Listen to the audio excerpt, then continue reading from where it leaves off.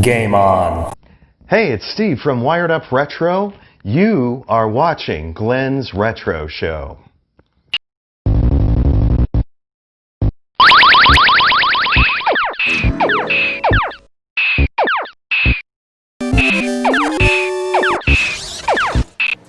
Hi everybody, thank you for joining me on today's edition of Glen's Retro Show. Well, as you can see here, I got the new Arcade1up connected system, NBA Jam, and connected meaning it does have the ability to go online to play head-to-head. Now, full disclosure, this was sent to me for review, but the opinions expressed will be my own, not paid in any way, shape, or form.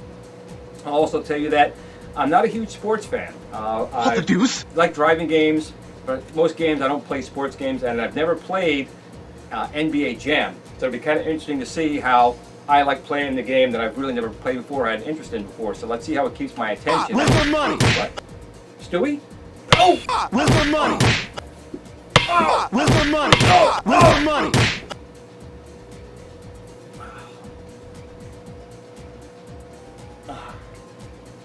Oh, okay, well I guess Stewie Griffin likes NBA Jam and basketball, but in any case, let's get this thing assembled and try it out and see how it is. So here we are, it's all built. Now this is the first 4-player one that I have. I didn't get the Teenage Mutant Ninja Turtles one. And the control panel does make the machine substantially larger and more cumbersome to move around when you need to do so. You got to grab it more from the back than from the front. And I think also the rise is a little bit taller because the machine feels taller and the control panel feels at a really, really nice height.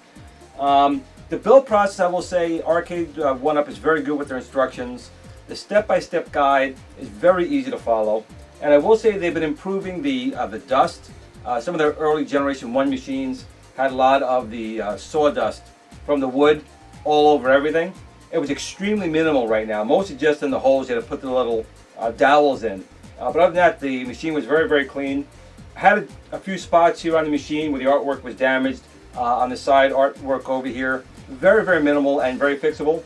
And also over here on the control panel, again, nothing major, but a lot of people generally will complain if they're spending $400 or $500 for a machine. They want it to be perfect. And both the damage on the artwork, on the side artwork and the control panel, without question happened at the manufacturing process. The box that was shipped was, as you can see right there, no problems with it. They were shrink wrapped properly. Everything inside was pristine and perfect. Arcade1up does know that their quality control has gotten better, but still needs a little more of an improvement, and I agree. Again, it's not a really big deal. They're very minimal. Most people won't even care. It's only the diehard people that are going to freak out about it. But it is something that Arcade1up's quality control people need to be aware of, that they need to check these things before they shrink wrap them and put them in the boxes. Now again, this machine here does have the light up marquee. I'm not sure how well it's coming across on the camera. But these light up marquees, like in the Star Wars one, there's the only 2 that I have. The Star Wars one right now I don't have on camera. But this one here, it's really, really nice. They're doing a nice job. It is plastic, but it's nice to see they've been listening and adding that to the base model. Now this one is not the one that had, like at the GameStop, the special order one that has the light up deck on it. This one is the one without the light up deck. And the plexiglass on that one actually has some like silhouettes on it, so the light kind of travels through it. Now I was thinking to myself, maybe I could add that to this one and add that effect, but I probably could. But this this plastic cover does not have those cutouts on it. It's just basically a piece of plexiglass. So I'm not sure how well that would turn out. But the machine itself, I mean, it's a really nice looking machine. And again, all the Arcade1ups assemble very easy, and once they're put together, they feel solid. There was no problem during the assembly process. Just a couple of markings here on the artwork. The screen, again, is very, very nice and brilliant. Now, another thing I'm going to note, a couple things I'm going to note here, that the on-off switch right now is not like the past Arcade1up, so it's physically on, physically off. It's now basically like a soft switch. So if I press the off right now, it springs and it tells you it's going to shut down and does so. So the machine is almost like a Raspberry Pi, and you don't want to just kill power to it to turn it off. So if you're using like an Alexa or a Wemo or anything else to say, turn on my equipment, to turn off my equipment, you probably do not want to do that with this. It could potentially corrupt the device. So when it's pressed on again, and again, it's not a physical switch, it's a spring switch. It'll take a few seconds and it'll power on. It also has the volume control on here, that's a slider. And it has the bat tops on here, which are very nice. They're like Sanwa clones. They're not Sanwa, but they're Sanwa clones. And everything here feels really good. The buttons feel good. That's all okay. Now, this is their first live machine, meaning that this machine does connect over Wi-Fi to the internet. And that allows you to have a leaderboard and also play other people. Now, Cool Toy and the Retro Buzz will be playing me in this to do a tournament. And of course, I'm going to get annihilated because, as I said, I've never even played this game before.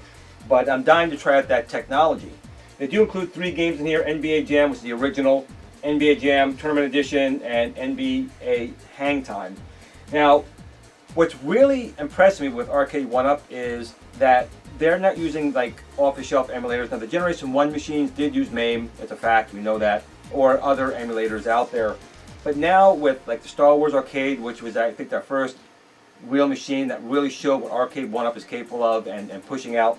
And this one here is the emulations through Codemasters. What the deuce? And these guys do a phenomenal job, and I really take my hat off to Scott over at Arcade1up for hiring them to not only make sure that the emulation here is running okay, but even better. I mean, there's options on here that you wouldn't be able to get unless you actually have the arcade PCB, like dip switch settings. And we'll get into that a little bit more in the video. But I just want to give a shout out to Codemasters. You guys are doing a fantastic job. The Star Wars Arcade cabinet you did for Arcade1up was fantastic.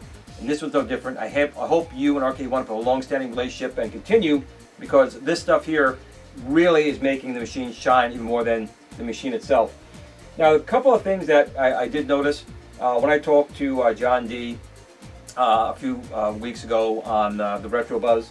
I did ask him, I know it's going to have Wi-Fi in here, but we'll have Ethernet port. We'll be able to jack directly in.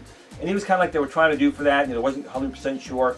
And it turns out there is no physical Ethernet port jack on here. Now, I do see their point that most people are going to put this in their home. It's not going to be near their router, so they're not going to run a cable, you know, to the machine. It's just going to be set up the Wi-Fi and go. But again, the hardcore people and people like myself, I have probably 100 Wi-Fi devices in the house, whether it be my lights, whether it be my security cameras, whether it be the alarm system, my smoke detectors, other machines. I just have a lot of stuff on Wi-Fi. So with this connecting on Wi-Fi only, it may have a strong signal to my access point, but there's just so much traffic on my Wi-Fi that I'm definitely going to have issues with connecting that way. So that's why you want to have an Ethernet port, because your lag or delay will be, or your latency will be greatly reduced. But again, for most people, it's probably not going to be a problem, but it is a problem that's going to be there for some. Now, when that jack wasn't in there, I did know that they were having new PCBs on here. They had it in the Star Wars machine, and there's a micro USB port on there that they were using for firmware. So I had the idea of maybe there was a way to get Ethernet on there. And my friend Retro Ralph already did a video on that, and he did try that. So by putting in a micro USB to USB-A adapter and a USB-A to Ethernet adapter, he was able to confirm, at least, that the machine will recognize that and allow you to put a Ethernet port on there. So that's a huge thing. I do wish that they spent a couple dollars and just put it on here. It's a feature that I'd rather have seen built into the machine with a pre-cut port on the back to jack it in versus having to hack it. But at least we know that if the Wi-Fi is not working for you, there is the possibility of putting an Ethernet port and doing a hard line out to the internet. So again, I'm going to do a little gameplay in here. I'm probably really going to suck on it because I haven't really played this game before. I'll be doing a bigger video with that with Cool Toy and the Retro Buzz. But I just wanted to show you the machine as it is right now. I'll play a game for a minute and try it. Again, I've never played this game before. I have no idea how to do it. But I do want to say that I do like the look of the machine. The control panel is much larger, which again makes it a little more difficult when you have a lot of machines to put them in, because you're losing some space on the sides. And when you want to move it around, normally grab it from the front and lift it, and now you don't want to put the kind of pressure on here. Another thing I do want to mention real quick is they have the same four screws holding in the plexiglass. I do wish they put some clips or something on the sides, because this does lift up here, and if it catches on someone, it could come up and break. Just a suggestion, not a really big deal. But the screen, the machine itself looks good, and let's just move that camera to a little better spot, and hopefully Stewie is not going to come over here and beat my face in again. But let's just try this out. Let's go. Okay, so here's a slightly better camera angle. We have 4 controllers on here. Again, these are like Samwar clones, nice and clicky. The volume is off right now, so I'm going to use the slider here, and I can raise the volume up a little bit. And this does have stereo speakers. There's 2 speakers on here. I do like that design, and the marquee is just barely in the camera view right now, but it does look really, really nice. You have your 4 different games here, and you can see right now I'm not connected to Wi-Fi. I'm going to be doing more of that when I have the Retro Buzz and Cool on here. But there is a little gear shifter over here, or gears for settings, I suppose. So you can use your joystick to go over to it, and we'll press it, and we have the hide menu, computer assistance, the track mode, head size, drone difficulty, game speed, scan lines, which is kind of nice. I generally don't use the scan lines. I have no problem with them improving the graphics a little bit. But again, I'll probably try it out, just see how it looks. And I'm not sure if there's any other settings in here. I think that's it for these. So I'm going to go back out. So I'm going to go back to hide this menu over here. And I'm going to see if there's any other options on here. Now if we go over to the Wi-Fi, now if you hit there, there's also a new button on here called Live. It's right here. When you hit that, boom shakalaka! It's going to take you over to your wireless setting. Right now I don't have the wireless set up here. There's an account you have to set up, social options, whether or not you want to have other people see you or not when you're playing the games, block people who apparently are too good. Maybe I'll block Cool Toy and the Retro Buzz because they're going to kill me in this. But right now there is only the wireless option. If you do put a dongle on there for the USB on the back of the unit, you will get an option there to connect to the Ethernet. Now I can't find my dongle right now. I have it here somewhere. So if I find it before I do finish the video, I'll pull that up. But again, I'm not going to go into the wireless right now. So I'm just going to go cancel out of this. And we're going to back out of this. I just want to try a game and see how it is. Again, I've never played this before. I'm going to turn the volume up a little bit more. Some good beats in here. Ooh, maybe not that much. And let's start player 1 and go.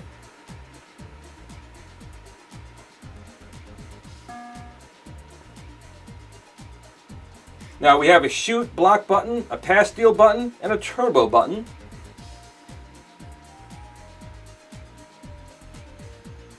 And again, don't laugh at me too much. I guess you can in the comments down below, tell me how bad I'm playing.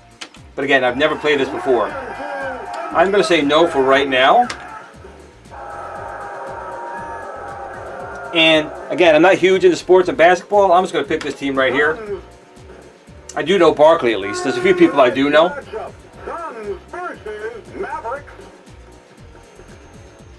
Now, an interesting story. My mother used to work for an answering service in Yorktown Heights, and the New York Knicks were on there. So she knew all of them. She knew more about basketball than I did.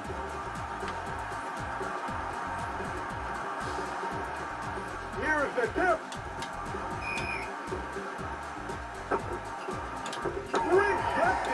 Oh, I already got the ball. Oh, I got the ball already. Oh! Because I ran the wrong way, which shows how smart I am in basketball.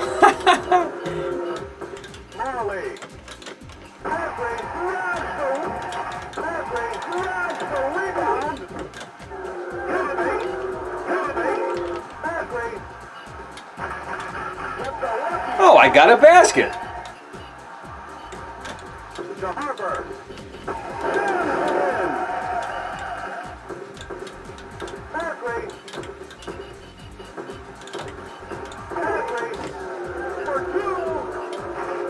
Oh!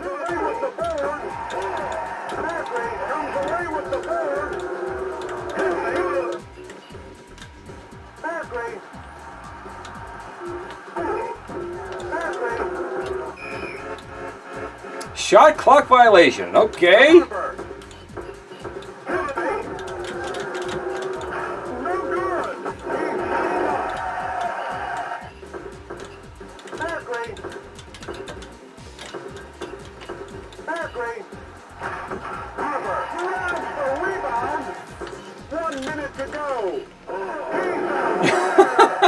Boy, I am bad.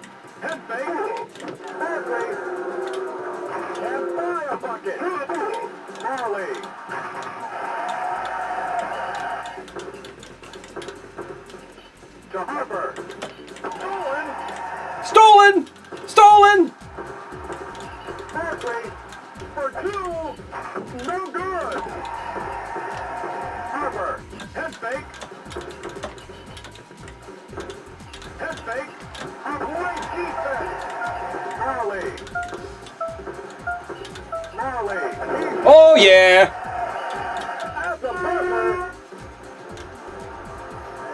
So this is definitely a game I'm going to have to practice before I play anyone else. But the controls felt fine, and it looks like it might be a fun game. If you're an NBA Jam fan, I'm sure you'll like the game. I need to get more into this. Okay, this is definitely a game I'm going to have to practice on. I know so little about basketball. I know you're supposed to go to a hoop, but it's probably best not to run into your own hoop and have your teammates kill you for putting a basket in your own hoop. But in any case, maybe Scott Backride will charm me in this game. Maybe I can do a better game against him. But the machine does feel fine. The controls felt very responsive. The screen is very good. The audio is very good. The emulation seems really, really good. I just don't know enough about NBA Jam yet, so I'm going to do a little more research on it. But do look for a future video with me, the Retro Buzz, and Cool Toy. We do a live play with the online capabilities. And I'm going to try this a little bit more. But again, I just wanted to show you really quickly from someone who knows nothing about NBA Jam, his thoughts about it. And it seems like it might be a fun game, especially if you have a couple people to play with. Maybe I can get my son down here.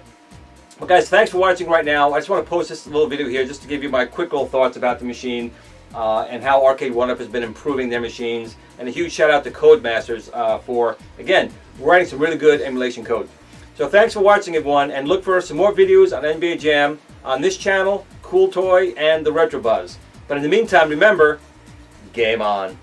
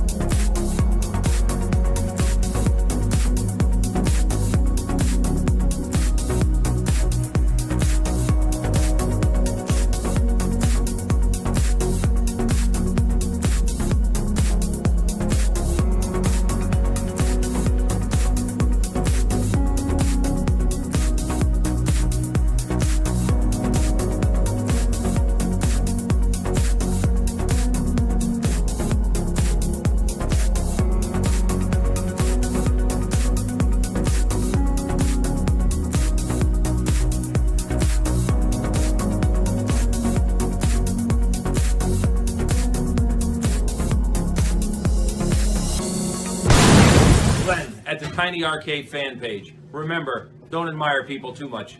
They'll disappoint you.